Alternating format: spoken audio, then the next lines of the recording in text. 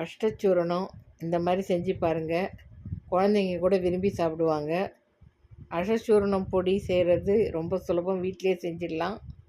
சுக்கு, மிளகு, திப்பிலி, ஜீரகம், கருஞ்சீரகம், ஓமம்,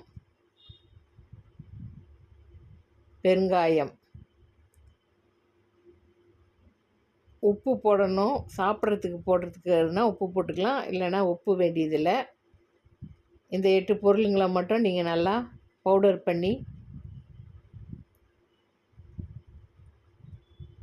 லேசாக இளம் வறுப்பு கூட வறுத்துக்கலாம், இல்லைன்னா நல்லா காய வச்சு பவுடர் பண்ணிக்கலாம். பவுடர் பண்ணிவிட்டு இந்த மாதிரி வெல்லம் போட்டு அல்லது நாட்டு சக்கரை போட்டு ஒரு அடி அடிச்சிங்கன்னா நல்லா இந்த மாதிரி உருண்டை பிடிக்க வந்துடும். இந்த மாதிரி குட்டி குட்டி பால்ஸாக செஞ்சு வச்சுக்கிட்டு ஒரு நாளைக்கு ஒரு பால் அல்லது அரை அப்படின்னு சொல்லி சாப்பிட்டோம்னா ரொம்ப நல்லது.